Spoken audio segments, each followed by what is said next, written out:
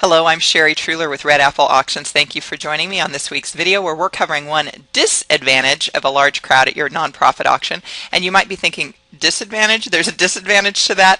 Well, if you've got a crowd of 600, 800, over 1,000 people attending your gala, yeah. The challenge for you is that you've got to find the right personality to run that auction. The reason being is that it's much easier to run an auction of 200, 300, 400 people than it is to run an auction of 800, 1,000, or 1,500 people. Different dynamic. The crowd isn't paying attention. It's like no one's sitting there just looking at you waiting for the auction to start. They've got everything else going on from out there in the crowd. There's no one that's paying attention to you. So you've got to find the right auctioneer who's got the charisma and the stage presence and just the wherewithal to manage that size of a group. I know that I have gotten more than one auction because the previous auctioneer declined to do the event again because they never maintained control of the crowd. Ouch. So if you're a nonprofit, you're going to want to be taking this to consideration if you've got a really large gala. Now let's just take a look at some of these so you get a sense of what I'm talking about here when we're talking about large events. So at the time, this was a big event for me, about 600 people, and now it's not so big, but at the time it was. It's still hard to work because the dance floor is so big and people are so far away from you. You got to get into the crowd to make this work. But at the time, that was like a big, scary event. You know, it's also true that here's another one. This is in Miami. This is 1,200 people, very generous, but tightly packed into this particular hotel room. There have been some events where we'll have MCs working, and the MCs are traditionally TV anchors. And on more than one occasion, in fact, I think I'm going to write a separate blog post on this, but on more than one occasion, they have been unable to get the crowd to pay attention. And the reason being is that they're used to working in a studio where people are paying attention. There's nobody that's, going to start interrupting them as they do the show.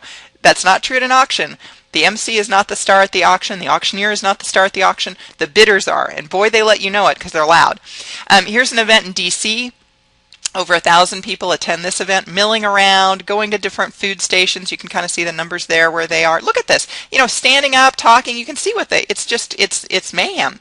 And if you don't ever gain control of the crowd, all of those items that you worked so hard to maintain, they're going to sell for crap in your auction because you don't have somebody in charge of that event who's going to be able to gain the crowd's control.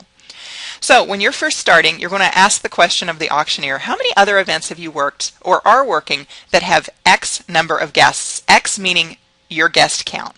When I was first started with Red Apple Auctions, most of the events I worked were in the 200 to 300 person range. And then I got a call from a national organization who was having a 450 to 550 person event.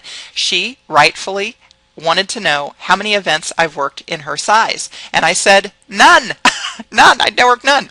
But what we did to make her feel better and alleviate concerns, she asked the question, so I gave two suggestions. First, I encouraged her to call a couple of other auctioneers who had seen me perform in crowds that were about her size.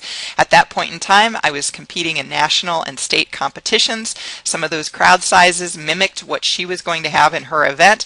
So although some might say, gosh, she was calling your kind of perceived competition. Well, maybe, but you know what? An auctioneer is going to have a much better judge of someone else's auctioneering skills than a nonprofit will. I mean, let's face it, I know the other auctioneers out there who's good and who's not, and you're going to be the same with other nonprofits. You might know who's a good, well-run nonprofit and who's not, but it's going to be very difficult for you to go to another industry and determine who's good and who's not. So by me having someone within my industry talk to her and say, yeah, she's worked her, I've seen her work at these other events, they had crowd sizes just like yours, she'll be fine. That alleviated the concern.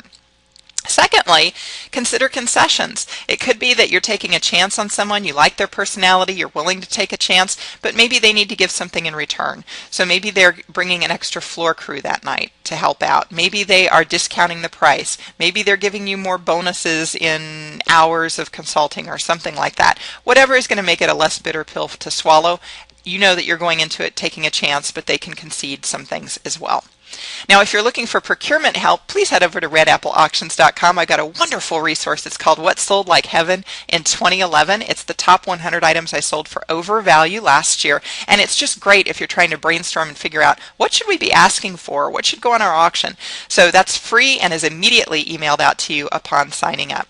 I'm Sherry again. Thanks for watching. As always, good luck to you in your benefit auction.